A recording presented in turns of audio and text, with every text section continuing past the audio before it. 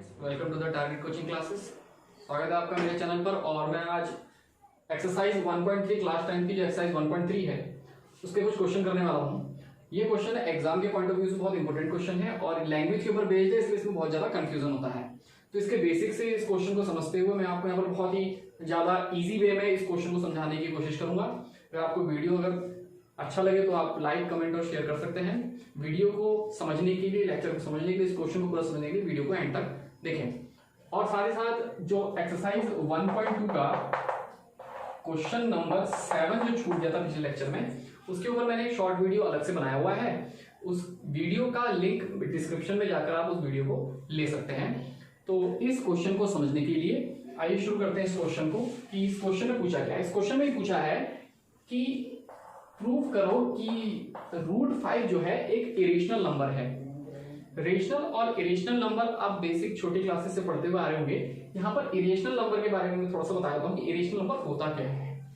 वैसे तो आपने रेशनल नंबर पढ़ा होगा कि रेशनल नंबर क्या होते हैं, जिनको हम P/Q के फॉर्म में लिखते हैं। इरेशनल नंबर वो होते हैं जिन्हें हम P/Q की फॉर्म में नहीं लिख सकते। P/Q की फॉर्म में नहीं लिख सकते, ये इनमें बेसिक डिफरेंस है। और ये जो रेशनल नंबर होते हैं P/Q, और इसमें Q कभी भी 0 नहीं होना चाहिए। दूसरी चीज, और P एंड Q का यहां पर क्या होना जरूरी है, P एंड Q आर को प्राइम, इनका को प्राइम होना जरूरी है। अगर ये को प्राइम है, अगर ये को प्राइम हुए तो उस नंबर को हम क्या कह देंगे, रेशनल नंबर कह देंगे। इरेशनल नंबर को हम कभी भी P/Q के फॉर्म में नहीं लिख सकते हैं। जैसे हमारे पास इरेशनल नंबर में क्या है, पाई। पाई का वैल्यू होता है 22/7। इसको जब हम डिवाइड करेंगे तो 3.14, और ये कभी भी इसका डेसिमल एक्सटेंशन खत्म नहीं होगा। तो जिनके डेसिमल एक्सटेंशन कभी खत्म नहीं होते हैं तो उनको हम रेशनल नंबर, इरेशनल नंबर कहते हैं। तो यहां पर हमें ये प्रूव करना है कि √5 भी एक इरेशनल नंबर है। इरेशनल नंबर, इसको प्रूव करने के लिए सबसे पहले हम इसे क्या मानेंगे, रेशनल मानेंगे। ठीक है, इसको हम हिट एंड ट्रायल मेथड कहते हैं। तो √5 एक इरेशनल नंबर को प्रूव करने के लिए पहले हम अपनी बात को गलत लिखेंगे, यानी कि हम इसे लिखेंगे पहले कि ये क्या है, एक रेशनल नंबर है। प्रूफ क्या करना है, इरेशनल, मानेंगे क्या, रेशनल। आप इसे ऊपर छोड़ दीजिए। रेशनल नंबर हमने इसे माना, और इस पूरे क्वेश्चन को सॉल्व करते करते करते लास्ट में हम ये प्रूव कर देंगे कि ये रेशनल था ही नहीं। तो जब ये रेशनल नहीं था तो क्या होगा, इरेशनल होगा। तो जब ये रेशनल बचा नहीं तो इरेशनल होगा। तो हम इस क्वेश्चन को रेशनल मान के इसे शुरू करते हैं। और रेशनल नंबर वो होते हैं जिन्हें हम किसमें लिख सकते हैं, P और Q की फॉर्म में, जहां पर P और Q दोनों क्या है, को प्राइम है। अभी को प्राइम क्या होते हैं, को प्राइम नंबर्स वो नंबर होते हैं, जैसे मैंने एक रेशनल नंबर लिखा 2/3। 2/3 मैंने एक रेशनल नंबर लिख लिया।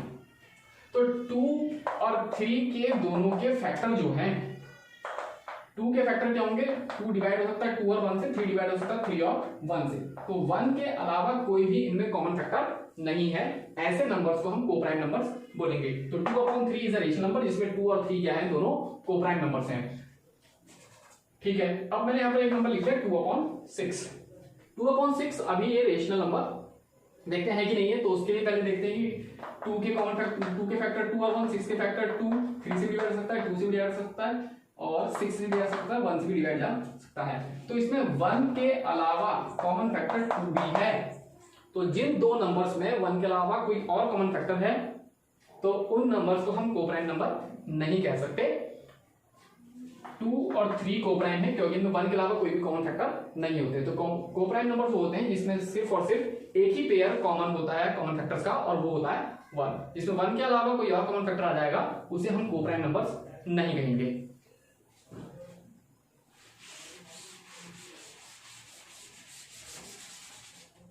तो इसे हम क्या मान के करेंगे, एक रेशनल नंबर। तो rational number is in the form of p upon q, q is not is equal to 0 and p and q are coprime numbers. तो √5 इज एन इरेशनल नंबर, इसको हम देखते हैं, लेट कर लेते हैं, let us assume that √5 is rational number. क्योंकि अब ये रेशनल नंबर है तो इस √5 को हम लिख सकते हैं इसमें p अपॉन q की फॉर्म में होगा। Here p and q are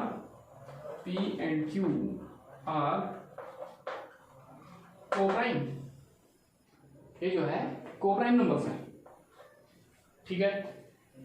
तो यहां से p की वैल्यू अगर हम निकालें तो p इज इक्वल टू क्या आ जाएगा, p equals to 5 into q, √5 into Q.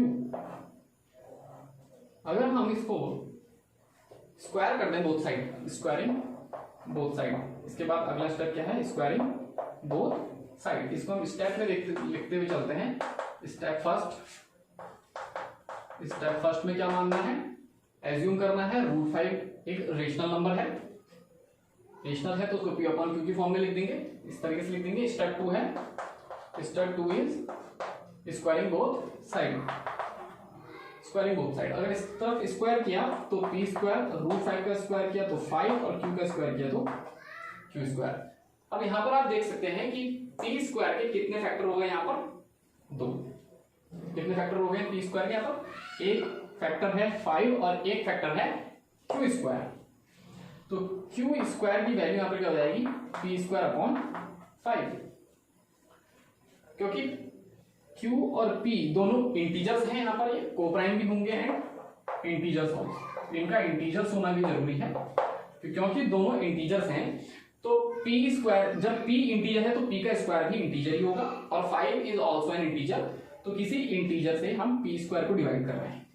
तो इसका मतलब ये है, और एक हमें क्या मिल रहा है, एक इंटीजर से दूसरे इंटीजर को डिवाइड करके q स्क्वायर मिल जा रहा है, इक्वल टू है ना। तो 5 से p स्क्वायर को डिवाइड किया तो क्या मिला, q स्क्वायर मिला। तो इसका मतलब ये हुआ कि एक इंटीजर से दूसरे इंटीजर को डिवाइड किया और एक और इंटीजर मिला। इसका मतलब 5 ने p स्क्वायर को पूरा पूरा डिवाइड कर दिया होगा। It means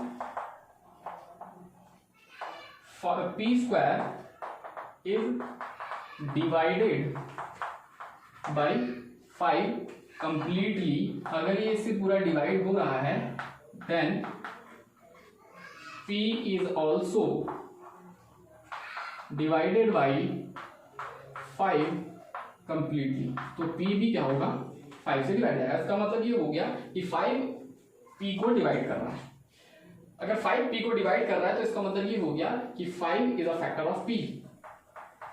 it means 5 is a factor of p।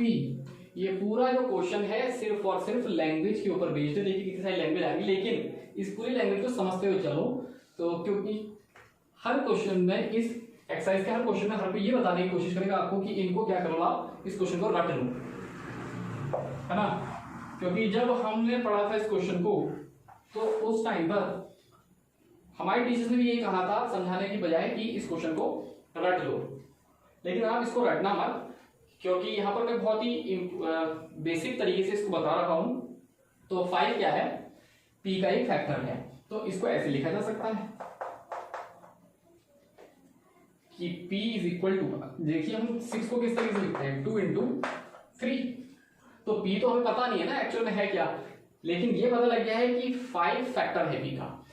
तो जिस तरीके से पता होता है कि 6 के फैक्टर 2 और 3 हैं, अगर इसको हम यहां पे से कुछ अननोन नंबर मान लें, है ना, और 2 इंटू 3 लिखा हुआ है, तो हमें पता लग जाएगा कि 2 इंटू 3 इज इक्वल टू, यहाँ पर क्या आएगा, 6 आएगा x। लेकिन यहाँ पर क्या है कि अननोन नंबर है, इसका फैक्टर है 5। इसके अलावा और भी तो फैक्टर हो सकते हैं, जिस तरीके से इसके फैक्टर यहाँ पर 2 हैं, 3 हो सकते हैं, 4 हो सकते हैं। तो हमने मान लिया कि एक और फैक्टर आएगा, वो हमने क्या मान लिया, a मान लिया कि 5 के अलावा एक और फैक्टर आया, ये a1 भी हो सकता है, कुछ भी हो सकता है, 2 भी हो सकता है। Here a is also an integer, ठीक है। p is equal to 5a, equation 1, equation 2 यहां पर आप इसको ले सकते हैं। तो p is equal to 5a, p square is equal to 5q square. आप यहां पर इस इक्वेशन, इसमें p की वैल्यू क्या आ गई, 5 आ गई, तो आप इसको इक्वेशन 1 इसको मान लें, equation 1।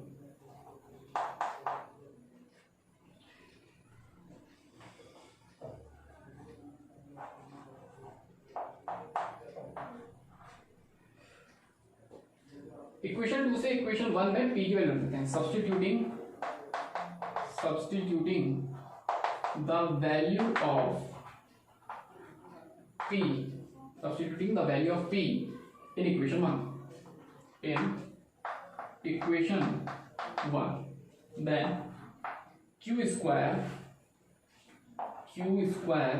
is equal to p square, p की वैल्यू क्या है 5a, और यहां पर है p का स्क्वायर, तो 5a का square upon 5। q square is equal to 5 का square 25 into a square upon 5, 5 5 जा 25, q square is equal to 5 into a square. क्योंकि a एक क्या है, a is also an integer, तो a का स्क्वायर भी क्या होगा, इंटीजर होगा। इंटीजर का स्क्वायर हमेशा इंटीजर होता है, तो q square is equal to 5a square. तो अब अगर हम यहां पर हमने p स्क्वायर को डिवाइड किया था, है ना, q square is equal to p square upon 5, p के अपॉन p स्क्वायर के अपॉन 5 आ गया था। अब इस 5 को यहां लाते हैं, q square upon 5 is equal to a square. 5 एक इंटीजर है, q भी इंटीजर हमने माना हुआ था, यहाँ पे लिखा हुआ है इंटीजर से p और q, तो एक इंटीजर से दूसरे इंटीजर को डिवाइड करके एक इंटीजर मिल रहा है, इसका मतलब 5 q स्क्वायर को कंप्लीटली डिवाइड कर रहा है। It means 5 divides p square completely, hence जब q स्क्वायर को डिवाइड कर रहा है तो p स्क्वायर को भी डिवाइड करेगा, hence q also, hence it divides q also, तो ये q को भी डिवाइड कर रहा है। तो इसका मतलब ये हो गया, इसका मतलब क्या हो गया, 5 q को भी डिवाइड कर रहा है, 5 is also a factor of q, यानी कि q को हम क्या लिख सकते हैं, 5 इंटू समथिंग एल्स। अब दो लाइनें देखिए यहां पर, it means 5 is a factor of p, और यहां पर क्या है, 5 is a factor of q, यानी कि 5 p का भी एक फैक्टर है और q का भी एक फैक्टर है। Here 5 is a common factor of p and q both, दोनों का कॉमन फैक्टर है, ठीक है, क्योंकि 5 दोनों का कॉमन फैक्टर हो गया।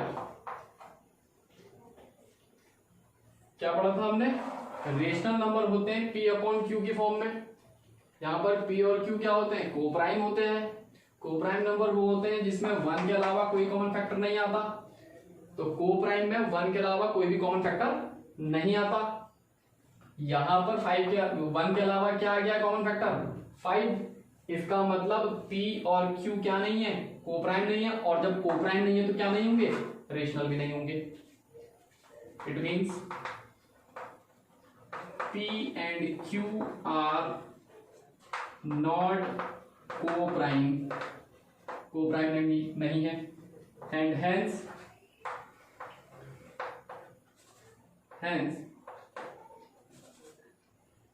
आर नॉट रेशनल, कोप्राइम नहीं है तो रेशनल भी नहीं है। अगर रेशनल नहीं है तो फिर क्या होंगे, इरेशनल। तो ये रेशनल नहीं है और हमने इसको क्या कर लिया था, एज्यूम किया था कि ये एक रेशनल नंबर है, तो इसका मतलब हमारी एज्यूम्पशन क्या हो गई, रॉन्ग हो गई। तो यहां पर लिखना पड़ेगा कि किसकी वजह से हुआ है, it is due to our wrong assumption that, assumption क्या था कि √5 इज रेशनल।